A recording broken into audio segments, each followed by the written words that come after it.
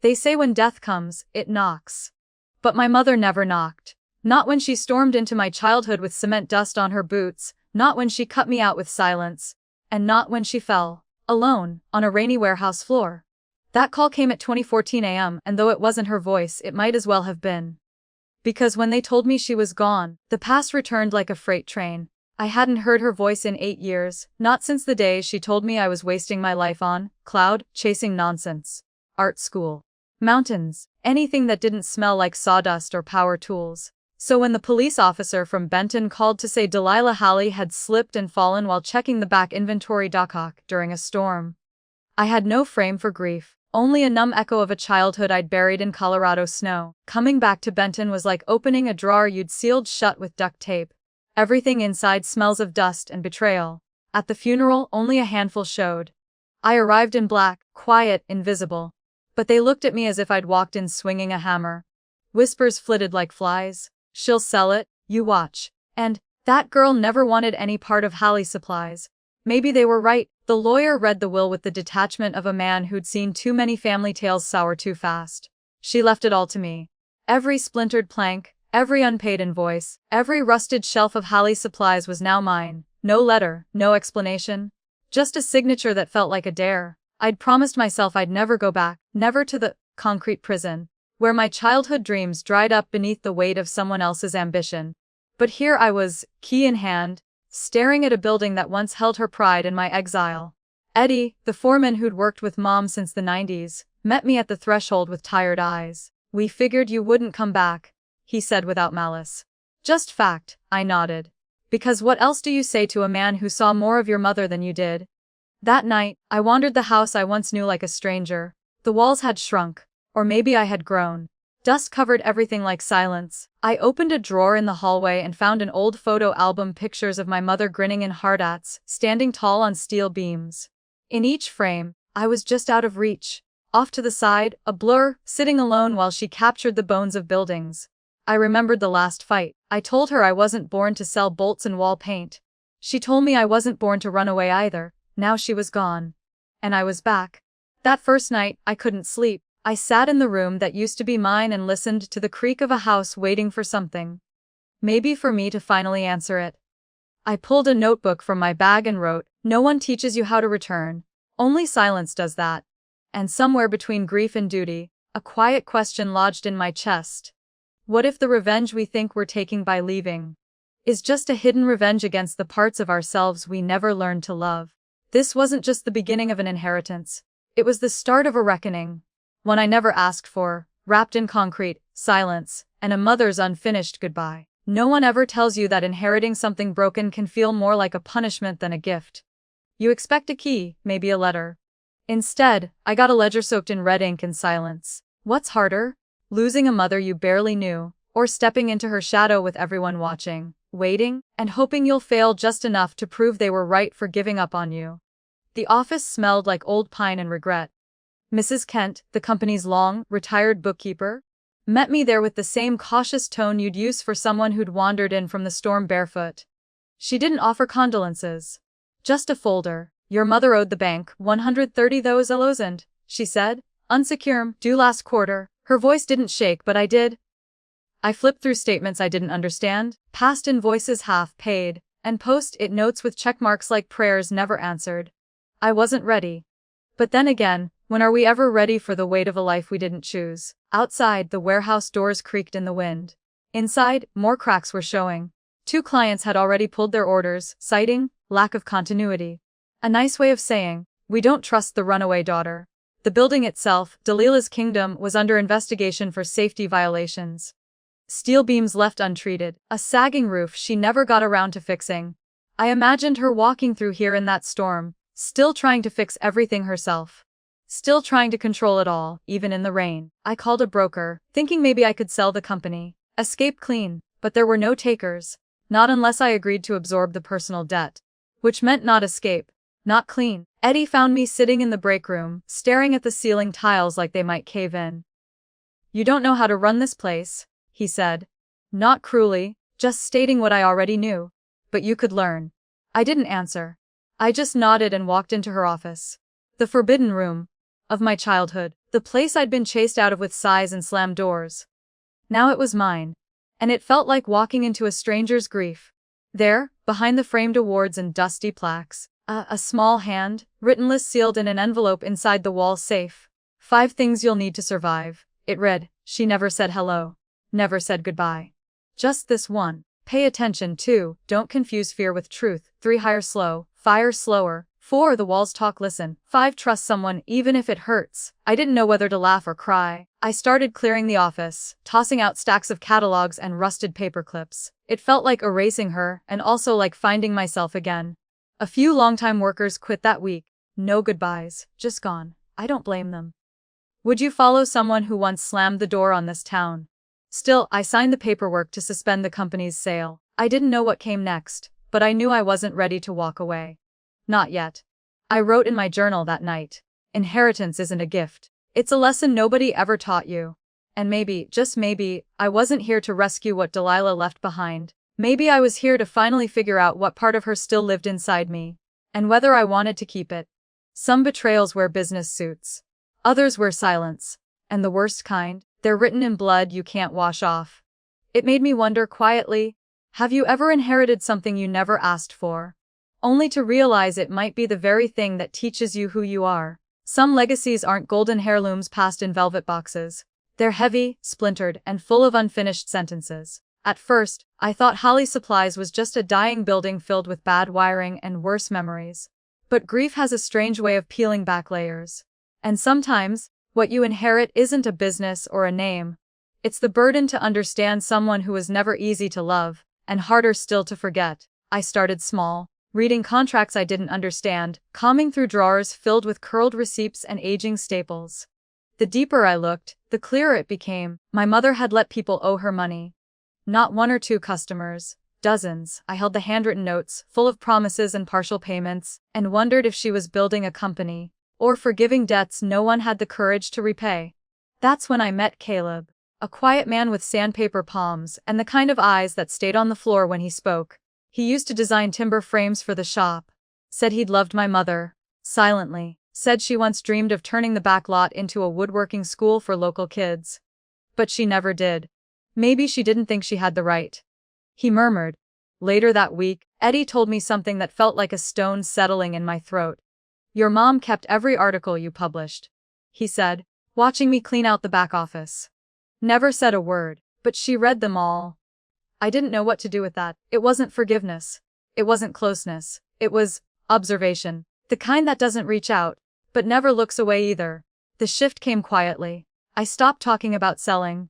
I started learning how to log inventory, how to chase invoices, how to load the printer without jamming it. Small victories. Humbling ones. Jonas came back around then. A former floor manager who'd left after the 3rd round of budget cuts. He stood in the entryway, tool belt slung low, and said simply, I couldn't watch it vanish. In the far corner of the warehouse, I found a bench beneath a torn tarp. It was rough, hewn, covered in dust, and along the backrest, in my mother's unmistakable block handwriting, were the words, My daughter will sit here one day. I stood still for a long time, not because I believed it was made for me, but because maybe, in some quiet hour of her life, she had. I rehung the photo of us, me age 10, her in a hard-out, laughing at something long forgotten. I nailed it beside her old desk. It didn't erase the silences or the slammed doors, but it gave them context. It reminded me that even women who seem made of brick and wire have soft spaces they protect too fiercely to share. At the next town meeting, I stood up, knees shaking, palms slick, and said what I hadn't said out loud, even to myself. I'm not my mother. But I won't let her work disappear, either. That night, I wrote in my journal. I started to understand her when I stopped trying to hate her. And as I closed the book, I wondered, how often do we mistake the silence of those we love for indifference, when really, it's just their way of holding too much all at once? They say time heals all wounds, but some wounds aren't meant to heal. They're meant to be understood. The pain between a mother and daughter doesn't always wear a villain's mask. Sometimes, it looks like silence at the dinner table or a drawer full of receipts she never explained. And when she's gone, all that's left is the question, are you carrying her burdens? Or just trying to outrun your own? I applied for a business loan, my hands shaking as I slid the papers across the desk. The banker didn't even pretend. Your credit's too thin, he said, like he was handing me back a failed test. You walked away for too long. I nodded, pretending I'd expected that answer. But I hadn't. I still believed somewhere deep down that showing up would be enough, that coming back home meant something. Later that day a customer called, angry, loud, bitter. A shipment of plywood had arrived 2 days late because of a glitch in the company's ancient software system. I apologized, clumsy, sincere. When I hung up, I cried. Not because of the customer, but because I'd finally said aloud what I'd kept hidden. I don't know what I'm doing, but I'm still here. I found Nora through an old friend. She used to run a trucking firm until it collapsed in the 2008 crash. Now she teaches women how to rebuild what they've lost. I met her in a diner over watery coffee and 2 loud fans. Are you doing this because of debt? She asked me gently. Or because there's something deeper pulling at you? I didn't know how to answer, but I carried the question like a seed in my pocket the rest of the week. That night, I reread a page in my mother's journal I'd skipped before. Her handwriting had started to slope in those later entries. You may never forgive me, she wrote. But if you understand me, I can rest. I didn't cry. I didn't smile. I just stared at the ink as if it had a pulse. Riley came by the next morning, my cousin, younger, sharper-tongued. We hadn't spoken since our last family argument. She picked you? She said, arms crossed. Even though I told her you weren't the right one. Then, quieter, but maybe she saw something none of us did. The days blurred. I started teaching a small class in the back workshop. Kids who'd dropped out or never fit in. I showed them how to balance a ledger. The same math I once swore I'd never touch. They listened. They laughed. I felt something shift. The local paper ran a small piece the following Sunday. The girl who once ran is learning the language of where she's from. I clipped it, stuck it behind the register like a fragile ribbon. That night, I sat in the cold storage room, wrapped in a thin blanket, listening to the whir of an old vent fan and thinking of her. My mother. The woman who never told me she was proud. But who somehow still chose me. She didn't teach me how to lead. I wrote in my journal. She made it impossible for me to keep running. And maybe that was her human revenge. Making sure that I would one day confront the thing I feared most, becoming like her, but on my own terms. Sometimes I wonder how many of us confuse duty with love and mistake legacy for chains instead of invitations. People think leadership means having answers, standing tall, making decisions with unshakable confidence. But what if leadership looks more like a trembling apology, a tear-stained blueprint, or a worn-out notebook filled with questions? I didn't inherit a throne. I inherited a wreck. And yet somehow, the courage to stay has taught me this. Maybe the best kind of leadership doesn't start with strength, but with the willingness to sit in your own failure and keep going. The conference table was chipped, and the fluorescent lights buzzed like bees that never slept. I stood there, hands damp against my jeans, and said the words no one expects a boss to say. I'm sorry. I apologized for the orders I'd messed up, for the confusion I'd created, for not asking enough questions. It had been 3 months since I'd stepped into Delilah's steel-toed shoes, and I'd stumbled through every hallway like a ghost looking for her own name. They didn't cry, but they stayed. That was enough. Later that week, Jonas suggested we rename the side workshop, the Hallie Room, a place to train new apprentices, share lunch, hold messy conversations. If we're rebuilding, he said, we might as well honor where it started. I received a call from a corporate rep, offering to buy 49% of the company. Strategic partnership, they called it. Less stress, more structure. But I could hear it, the beginning of the end. I told them no. I'm not ready to let go of something I'm just beginning to understand. Instead, I started writing a blog, just a few paragraphs a week about what it meant to come home to a life you ran from. I wrote about printing invoices wrong, about how the storage shed door creaks like my mother's voice when she used to call me back from the yard. The posts started spreading, especially among folks over 50 who'd lost something, then had to learn how to rebuild it slowly, painfully, with calloused hands. Jonas invited me to the Mountain Builders Festival. He said they wanted me to speak. I almost laughed, me, the dropout turned reluctant CEO. But the theme caught my breath. Leading while still healing. I brought with me the wooden plaque my mother once carved. You'll come back. I held it in my hands like a question. A teenage girl found me backstage and asked, aren't you scared of failing? I looked her in the eyes and told the truth, every day. But I do it anyway. 2 days later, Riley left a small card tucked into my office door. I used to hate you, it read. Now I learn from you every day.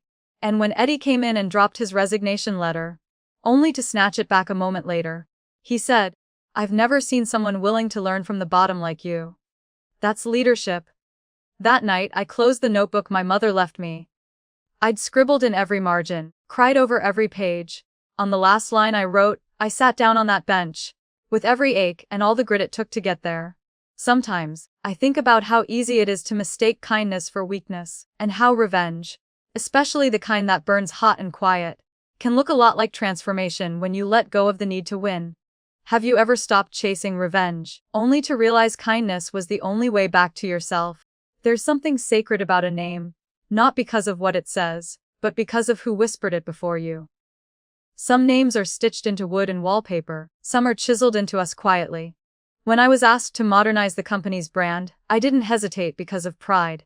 I hesitated because sometimes, changing the name feels like erasing the only part of someone who never got the chance to say goodbye. The consultant said it with the cool precision of someone pitching a soda brand. Hallie Supplies feels dated. You could rename it GH Materials. Cleaner, broader, easier to scale. He meant well, and he wasn't wrong.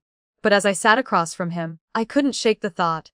If I let go of the name, would I also be letting go of the fight she carried in her calloused hands?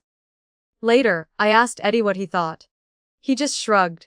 A name doesn't earn respect. The way you treat your people does. He looked up from his clipboard, then added, but names do carry ghosts. That lingered with me. So I did something my mother never would have done. I called a community meeting. We put up flyers, made coffee, and opened the back garage for folding chairs and second chances. We didn't hand out coupons or sales pitches. We just asked, "What do you need from us?" An elderly man in a worn-out cap stood up. His voice trembled more than his hands. "I don't come here because I need 2x4s, he said. "I came here every December because your mama always asked if I had heat in my trailer." There it was again. Legacy, not in lumber, but in listening. Riley showed up unexpectedly, leaning against the back wall. When someone brought up the company name, she raised her hand. "I didn't always agree with my mother," she said. "But Grace is keeping alive the only part of her that made people feel seen."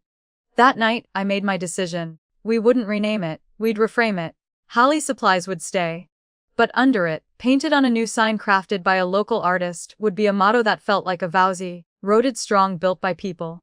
The new logo shows a woman and a young girl, standing on an unfinished floor, open sky above them. It's not just branding, it's truth. We brought in student interns from the local college.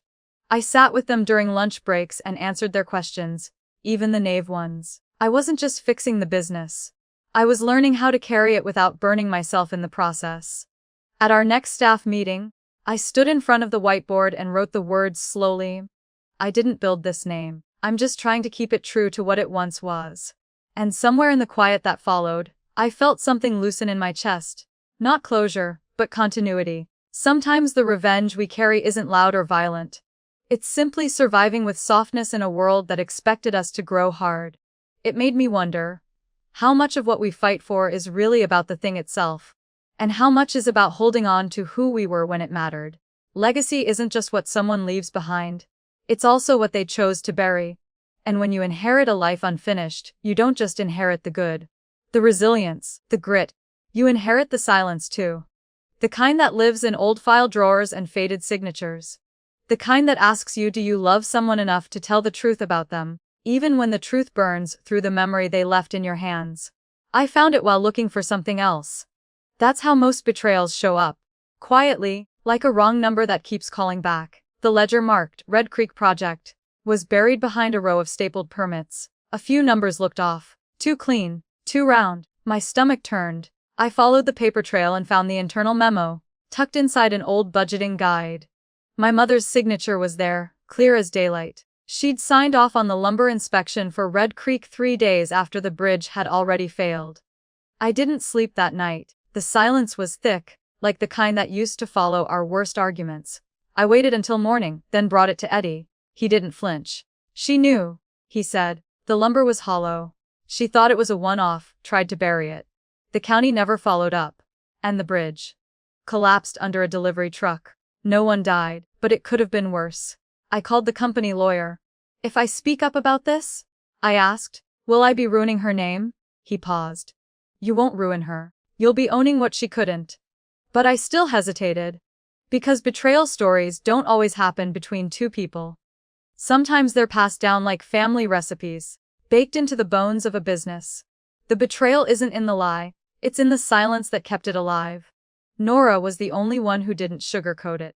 Keeping quiet for the dead doesn't help the living, she said, leaning back in her chair.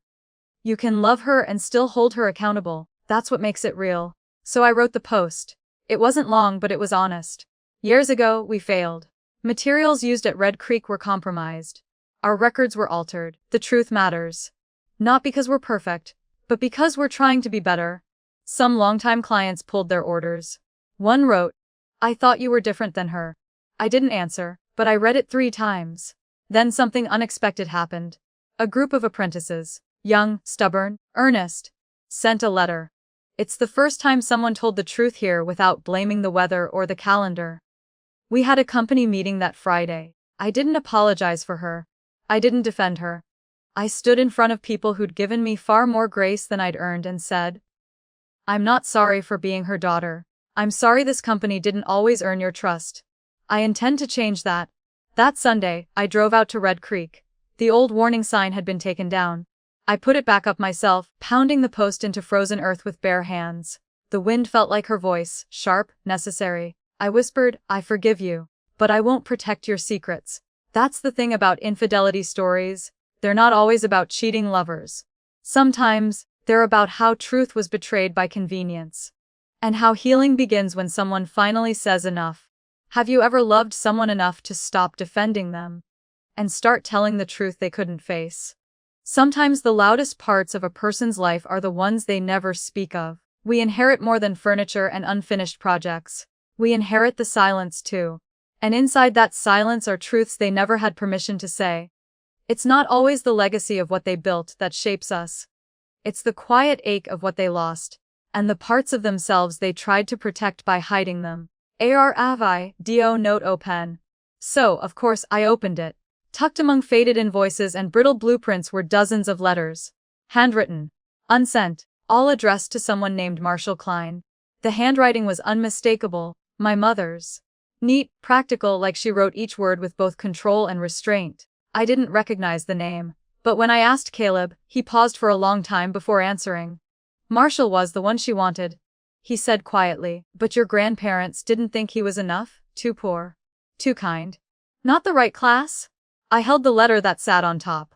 The paper had yellowed, and a faint scent of tobacco clung to it. At the bottom, a line stopped me cold. You may never know this child is yours. But she carries your eyes, and that has to be enough. I called the number listed on a file note, Joanne Klein, his sister. She answered in a voice made of gravel and honey. Delilah? She asked, before correcting herself. I mean, who's this? I explained, and after a pause, she said she'd been holding something for a long time. There was a letter? She said, but I never gave it to him. I thought she'd be better off without reopening that pain. She sent it to me. In it, my mother wrote, her name is Grace, and she has your stubborn chin and my temper. I won't ask anything of you. Just, when she's older, I hope she knows she came from something soft. Even if I couldn't stay soft long enough to show her. I cried harder than I had in years, not because it confirmed what I always suspected, but because, for the first time, I believed she wanted me to feel loved. Not just fed, not just instructed, but seen. I didn't send a reply to Joanne. Instead, I wrote a letter to myself. You were born from a gentler part of a woman who forgot how to be gentle. That part was never erased. It just got buried under lumber and expectation. On Sunday, I drove to the old Methodist church at the edge of town. It's abandoned now, shutters rotted, pews cracked. I sat in the back row where dust and silence gather. I didn't pray. I just whispered, I understand you better now, even if it's late. Back at the office, I cleared a corner of the wall and pinned up old photos. My mother on a job site, her laughing, just barely. Me at 5 holding a hammer too big for my hand. I wrote above it, the things she never told me. There's a strange grace in knowing that even the strongest among us carried stories they never dared to speak. Maybe that's what true infidelity stories look like. Not always a cheating wife or some scandal in the dark, but a betrayal of their own heart in favor of survival. Have you ever looked at someone who raised you and wondered, who did they have to let go of, just to keep going? Some people walk into leadership with a diploma in hand, a speech prepared, and a legacy already paved. Others walk in like I did, bruised, unsure, and holding nothing but a handful of hard-earned lessons and a name people barely remember. I didn't inherit a role, I stumbled into it. And the only thing I knew for sure was this: if I couldn't lead with expertise, I'd lead with honesty, scar by scar. The email came on a Thursday. Subject line: nomination? Midwest Women's Enterprise Recognition. I read it 3 times before believing it wasn't spam. I laughed out loud. Not because it was funny, but because it felt impossible. Me, the girl who barely graduated high school, who never saw a college lecture hall from the inside, who still writes invoices by hand because Excel stresses her out. Nora, as always, said it plain. Grace, lived experience is the kind of degree nobody can fake. You didn't study this life. You survived it. That counts. I didn't hire a coach. I didn't learn PowerPoint. I sat at my kitchen table and wrote my speech on lined paper, the same kind my mother used to jot supply orders on, with handwriting tight like she was always bracing for something to go wrong. The presentation was at a hotel 2 towns over. First time I'd left Ashford in 2 years. I wore the one blazer I owned, the one that still had my mother's scent in the collar, like sawdust and lilac. Standing in front of that panel, I could feel the heat crawl up my neck. I wasn't slick, I wasn't polished. But I told the truth. I said, I inherited a company I never wanted. I didn't know how to run it. I just knew how to stay. I told them how I failed my way into leadership, how I cried in the back room after botching my first major order, how I didn't know what EBITDA stood for, but I knew the names of my team's kids and who needed heat last winter. I said it all. Not eloquently, but earnestly. When I finished, the silence hung longer than comfort allows. Then one of the judges asked, "Who do you think you are?" It wasn't cruel, just curious. And I answered with the clearest voice I had, "I'm someone who used to be forgotten, and now I fight to make sure no one in my company ever feels that way." I didn't win. The award went to a woman who'd franchised 3 bakeries and had an MBA from Purdue. She deserved it. But 2 women approached me afterward. Contractors from neighboring towns. "You get it," one said. "We've had to build something out of the dust our fathers left behind." They gave me their cards. Said we'd talk. Maybe build something. That night, back in Ashford, I opened my notebook and wrote, "I don't need validation, I need recognition. Not for who I could be, but for who I've survived being." This whole journey, this mess of drywall and memory and unpaid bills, it's never been about family revenge stories or infidelity story scandals like the ones folks whisper behind closed doors. It's about something slower. Human revenge maybe. The kind that doesn't destroy but rebuilds. Have you ever stood in a room full of people who didn't expect anything from you, and chose to speak anyway? Not to impress them, but to finally hear yourself. The moment you realize starting over isn't about clean slates or shiny beginnings, but about choosing to build right at the cracks, is the moment everything shifts. Healing doesn't happen in the absence of damage. It happens inside it. And sometimes the strongest foundations aren't poured in concrete, but in apologies made, trust rebuilt, and a decision to lead not with perfection, but with the humility of someone who stayed. We didn't have a 5-year plan. We had a whiteboard with hope scribbled in permanent marker. After the nomination and that strange, sacred rejection, I returned home with a quiet fire lit inside me. Not the kind that burns everything down, but the kind that burns for something. A burning revenge not against anyone, but against the part of me that ever thought I wasn't enough to try. We posted an open call for new hires. No polished resumes required. Just a willingness to show up, especially if you'd once been told you didn't belong. We got applications from single moms, men with prison records, and a woman named Maya who'd once been fired for speaking out against a fraudulent report. Maya was 29, sharp, unapologetically honest. "I don't know how to make people like me," she said in the interview. "But I know how to tell the truth." I hired her to lead operations. She didn't flinch. Eddie, with that same gentle stubbornness, stepped back.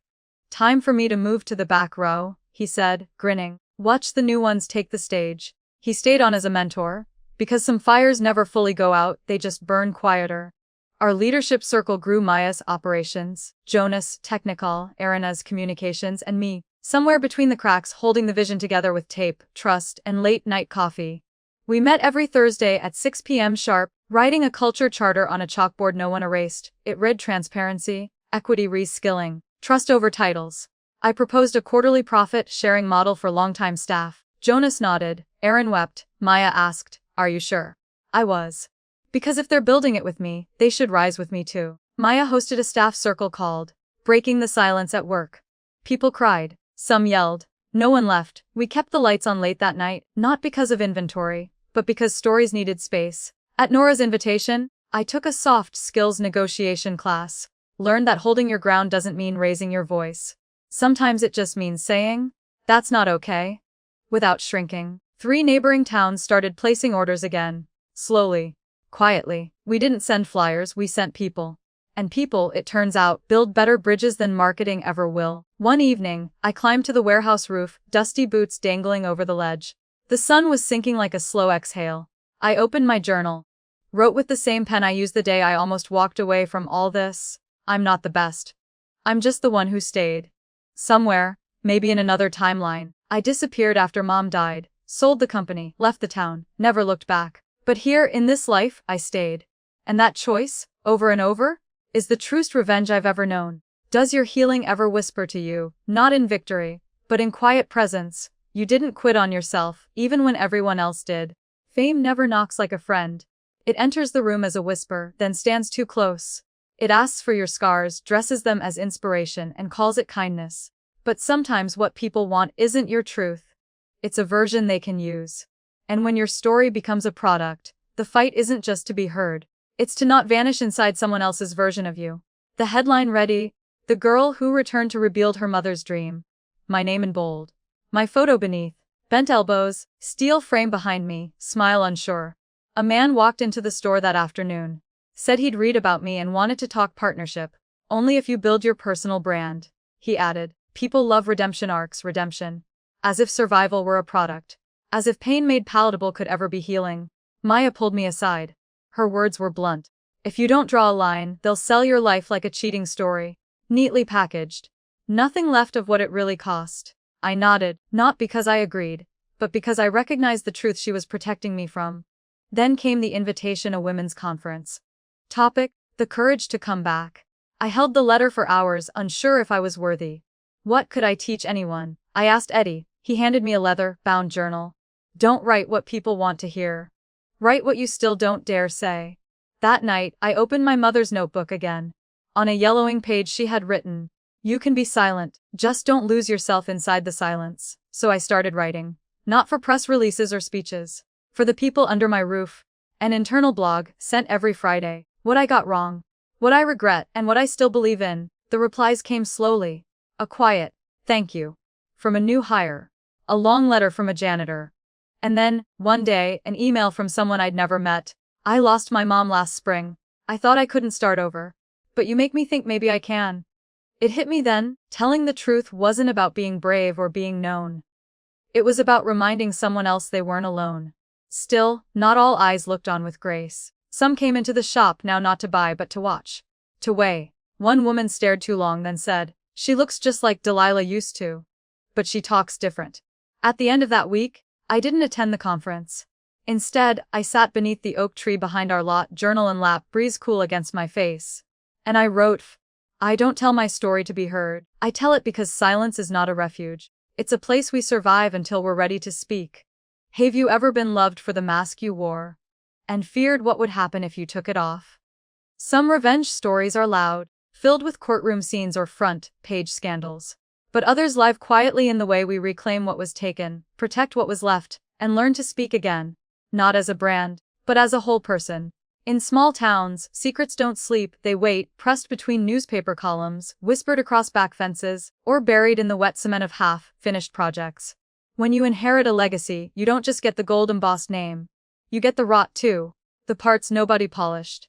And sometimes, what you uncover isn't about who your mother was, but whether you're strong enough to face who she wasn't. It started on a Wednesday. A local blog posted a breaking article titled, "The Holly Legacy, Fool's Gold." The byline belonged to a journalist Grace didn't recognize, but the source was unmistakable. Terry Monroe, a man she remembered from the break room and blurry childhood barbecues. Now, his words carried a weight heavy enough to dent everything she'd rebuilt. He accused Delilah Halley, Grace's mother, of knowingly signing off on a corrupt contract with a disbarred contractor. It had happened decades ago. But in a town like Benton, old wrongs live long. Grace called him. He picked up after 2 rings. "I don't hate your mother," he said flatly. "I hate how silence outlives truth." Maya slammed a folder shut in the conference room. "We need transparency," she said. "Even if it bleeds." The team voted for a town hall meeting, no stage, no press release. Just folding chairs, thermoses of bad coffee, and Grace, sitting in the same seat her mother had used for zoning disputes and winter drive plans. Only this time there were no construction maps. Just one woman, carrying the weight of a surname. "I'm not here to defend the past," Grace said. "I'm here to take responsibility for what stands now." Silence. Then, a shuffle. An older man, weathered hands clutching a cane, stood up. "My boy died on a Holly job site," he said, voice calm, and no one said a damn word. Until today. He didn't sit back down. He simply nodded, and that nod cracked something open, both in the room and in Grace. They called it a betrayal story in the blogs, said it was a true infidelity story, not of romance, but of trust. But Grace had come to learn betrayal doesn't always wear a villain's face. Sometimes, it looks like a mother trying to keep her company afloat. Maya pulled her aside afterward. "You did the right thing," she said. "But you'll still bleed for it." And she did. Orders were cancelled.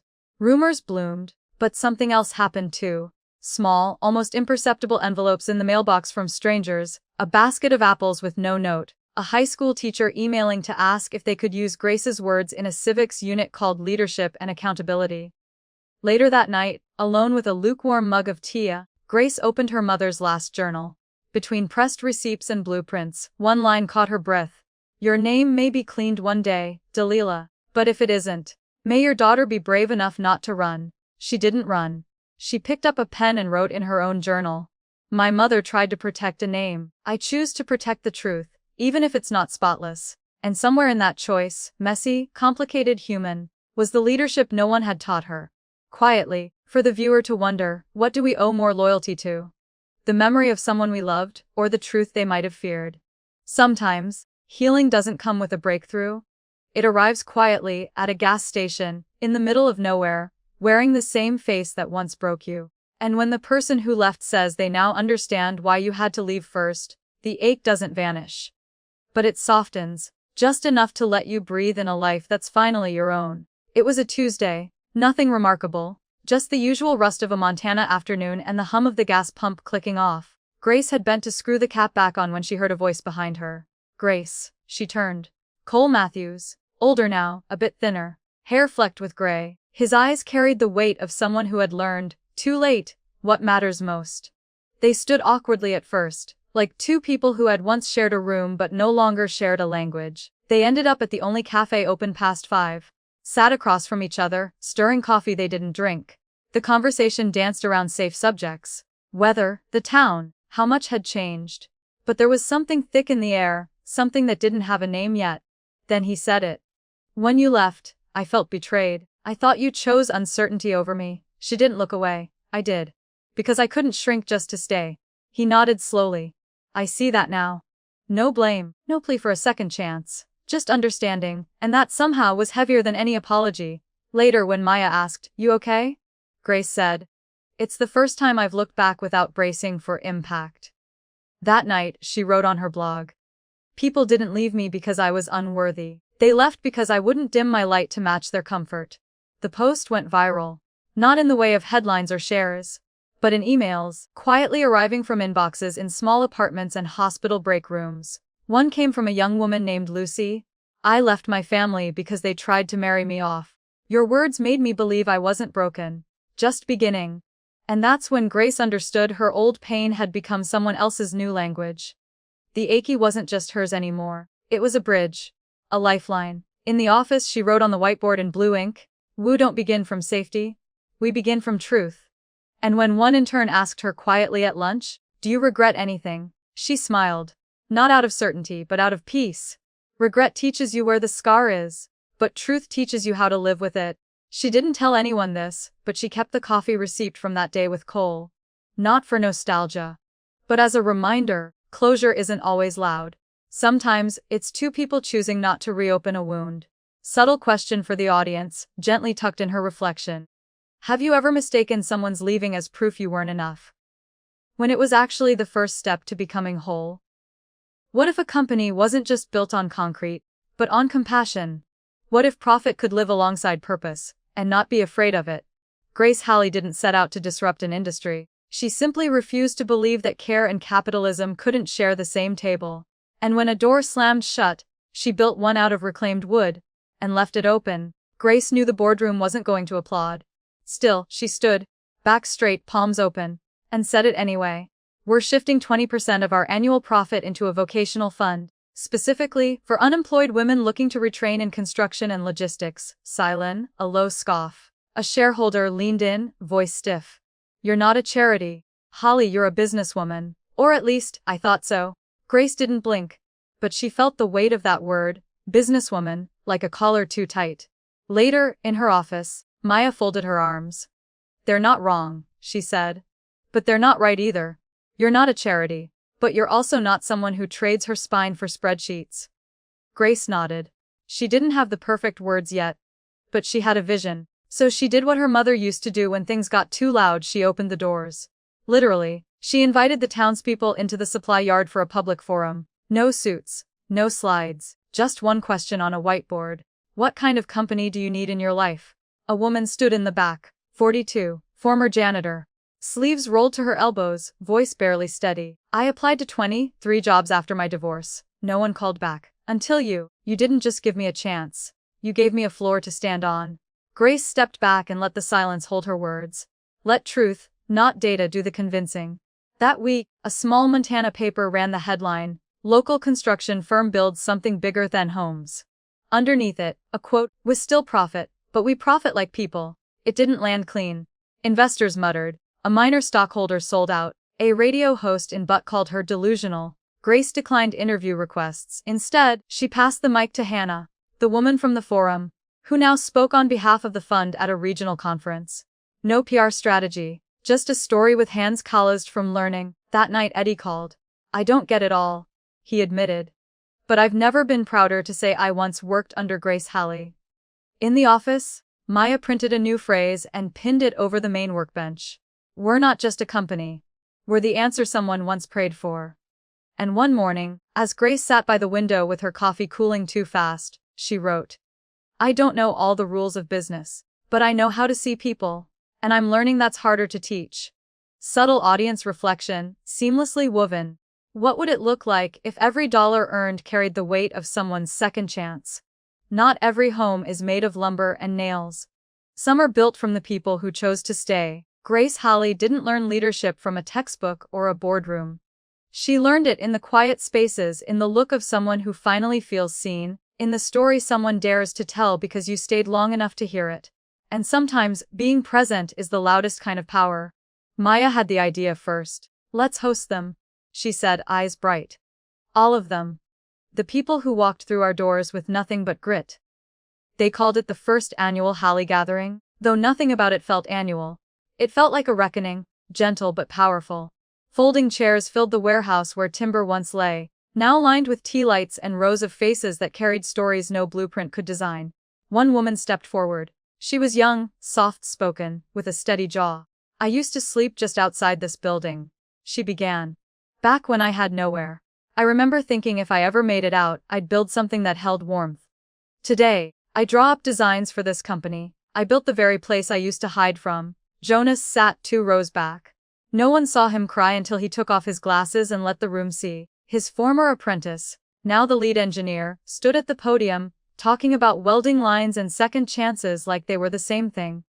Grace didn't speak that day. She stood near the back, behind the coffee urns and the volunteer sign-up list. She watched. Lucy, now an operations lead, found her in the kitchen afterward. She hugged Grace tight and whispered, You're the first person who didn't ask where I studied. You asked what I needed. The next morning, a small but fierce headline ran in the paper. One women don't need permission to lead. Grace didn't clip it. She didn't share it. She didn't even mention it. Instead, she and Maya sat at a kitchen table with maps of rural counties, picking a forgotten town to build their second location. One nobody was fighting for, yet. That night, Grace wrote by hand. I used to need someone who wouldn't leave when I was at my lowest. I didn't find her. So now I try to become her. She emailed every staff member, technicians, accountants, interns, with one line of thanks and this closing sentence. Wu didn't save the world, But we saved something real in each other. It wasn't dramatic. It was steady, like the way you shore up a cracked wall from the inside. Later, she sat alone in the office. The air was still, papers stacked in neat piles. She flipped open her journal and wrote the final line for the day. I never really had a home. But I think, somehow, I'm building one now. Embedded audience question. Softly delivered. Have you ever realized that what you were trying to build on the outside was always something you were missing inside? There's a kind of bravery that doesn't get you applause. No spotlight, no soft music. Just the sound of your own breath as you decide not to defend a lie you didn't tell. Grace Halley wasn't hunting for a scandal. But when the past showed up, muddy and uninvited, she chose not to wash it away. Because sometimes the only way to move forward is by stepping barefoot into the mess. The headline came like thunder on a dry day. Halley & Co. Accused of environmental violation cover up 2010. The year stabbed her, 2010. Her mother's name was all over the paperwork, and Grace could almost feel the scent of old sawdust from that era, lingering like smoke that never really cleared. An anonymous email slipped into her inbox that night. You want the truth? I have documents. But only if you promise to look, really look. Maya sat across from her in the break room. The air smelled of microwaved soup and dread. We've had enough storms, Grace.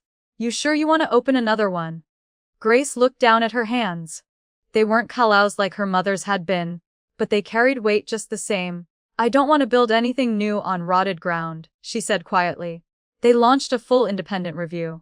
No excuses, no names scrubbed out. A portal for anonymous worker testimonies, and within a week the truth had its say. A forgotten project, concrete poured too fast, waterways fouled, and a private settlement that silenced a family with sick children. The findings were brutal and real. Grace stood in front of cameras, her voice trembling only once, as she said, we did harm, I didn't do it. But I inherited it. And I will fix what I did not break because I carry the name. She outlined a remediation plan: water filters, soil renewal, and community aid for the affected families. It wouldn't be fast, it wouldn't be cheap. But it would be done. A national news anchor summed it up best, Halley & Co. A lesson in owning what hurts. That evening, a small envelope arrived, no return address. Inside, a child's drawing a stick figure in a hard hat, holding a sign that said, "Sorry is brave." On the back, a girl had scribbled, "You're the first grown-up I ever saw admit they messed up." Grace sat in the dim light of her office, tears tracing quiet patterns down her cheeks. And in her journal that night, she wrote, I'm not doing this for the cameras, or the voters, or even the legacy. I'm doing this so I don't have to lie to the face in the mirror. I don't need to be forgiven. I just don't want to pretend anymore. Soft embedded audience question. When did you last choose honesty, even when no one was clapping? There comes a moment when the weight you've carried doesn't feel heavy anymore, but strangely familiar, like an old coat you've outgrown. That's when you know it's time. Not because you're tired, but because someone else is ready. And the bravest thing isn't always holding on. It's loosening your grip with grace and watching the world keep turning, not around you, but because of you. It happened on a Tuesday. No ceremony, no flowers, no fanfare. Just Maya's name quietly nominated in a leadership meeting. She wasn't the loudest, or the longest serving, but she had shown up every storm, every scandal, every impossible day, and built something Grace recognized in herself from years ago, steadiness born from being broken before. Grace smiled when the vote was unanimous. Then later that night, alone, she sat on her porch with a mug of cold tea and whispered to herself, if I'm not the one steering the ship, who am I now? She hadn't realized how tangled her identity had become with Halley & Co. She was the girl who stayed, who cleaned up the past, who answered every midnight call and faced every press headline with shoulders squared. Eddie came by that weekend, handed her a bag of walnuts from his tree and said without preamble, stepping off the stage doesn't mean the show ends. It just means someone else gets a turn at the mic. She laughed, a short, startled sound. I don't want to vanish. You won't, he said. You'll echo. By Thursday, she drafted the email. At the next board meeting, she announced her transition, stepping down as CEO, staying on as strategic mentor and leadership trainer. The silence in the room was not resistance. It was reverence. 1 week later, Maya sent a message. You didn't just give me a title, you gave me your trust. Grace started something new. A course called Leading from the Wounds. She taught women who had once been erased, women who had walked out of courtrooms, shelters, classrooms where they didn't belong. Some had GDs, some had grief, some had neither. One student, eyes steady, voice soft, said after class, "You didn't just show me how to work. You showed me how to rise without shame." The local paper ran the story. From cracks to foundations, the woman who built and then taught others to rebuild. Grace mailed handwritten letters to every employee. Just a few lines. One sentence always the same. "I'm not there every day, but I'm still walking beside you." And in her journal that night, the one with coffee rings and dog-eared corners, she wrote, "Leadership isn't about who speaks the most. It's about knowing when to listen and when to step aside."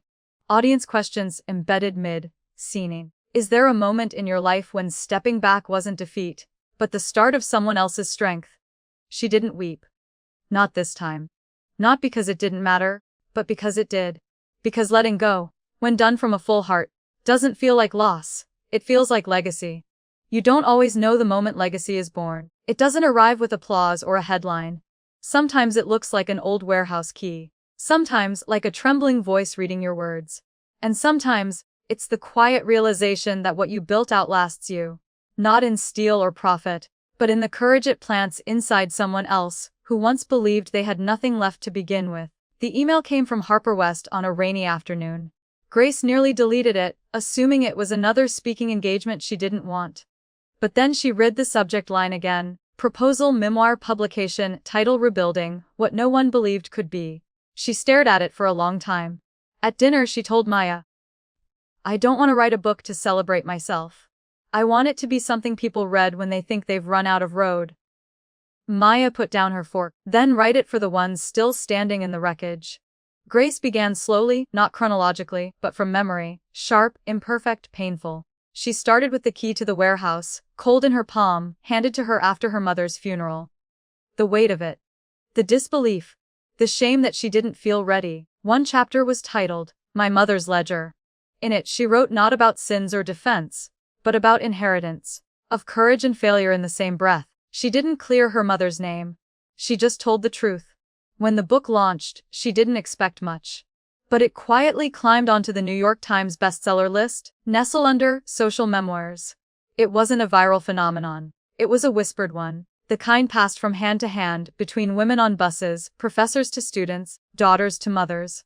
A professor from Texas emailed her, "We're using your book in our ethical leadership and community course. You've redefined what responsibility means."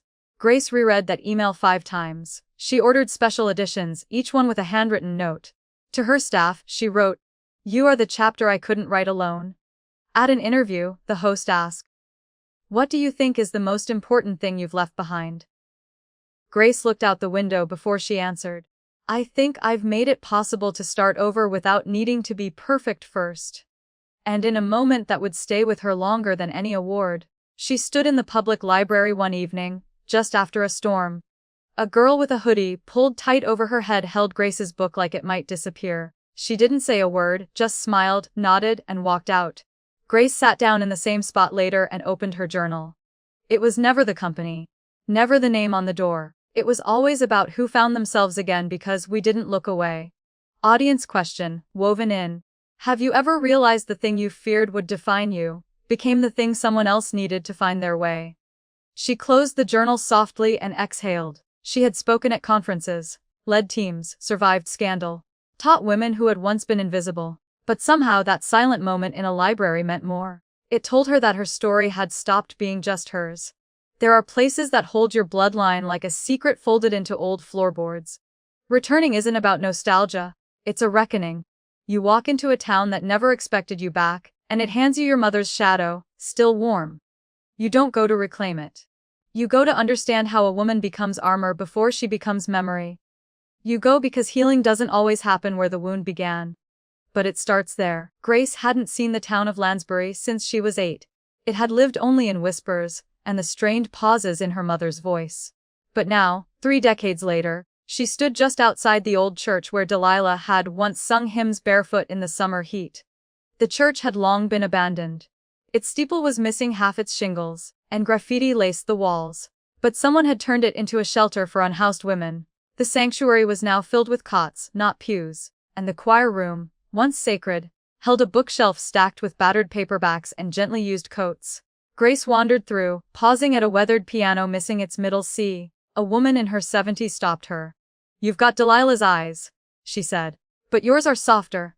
Like they've cried more and judged less." Later, tucked behind a stack of hymnals, Grace found an old leather-bound Bible. Inside, in her mother's handwriting, "If my daughter ever reads this, then I did something right." She held it close, like it could answer every question she never dared ask.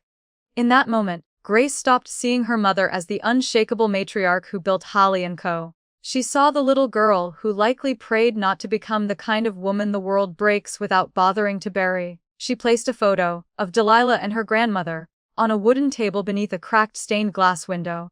A small offering, not for forgiveness but recognition. That night, she didn't write a press release. She didn't call the papers. She wrote a blog post instead. "No one is born a perfect mother, but every mother was once a daughter just trying to survive."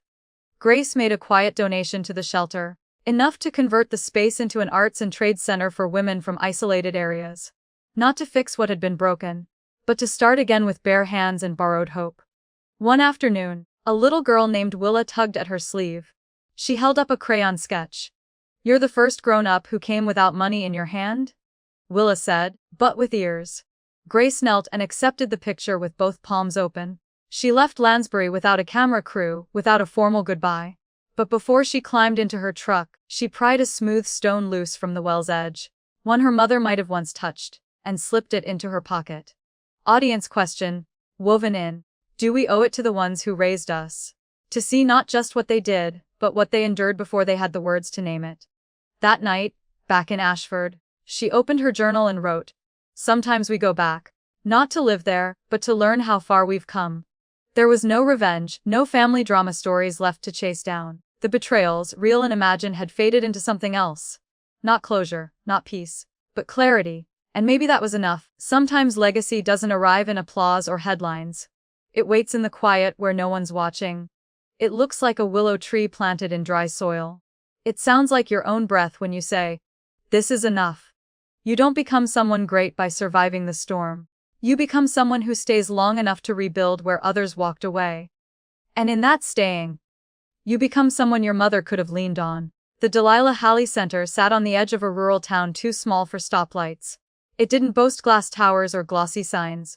Just a wooden front porch, a kitchen that always smelled like cornbread, and a hand-carved plaque above the entrance. "Where healing grows from what broke us." Grace didn't run the show anymore. Maya had taken over Holly & Co., every bit the leader Grace once hoped to become.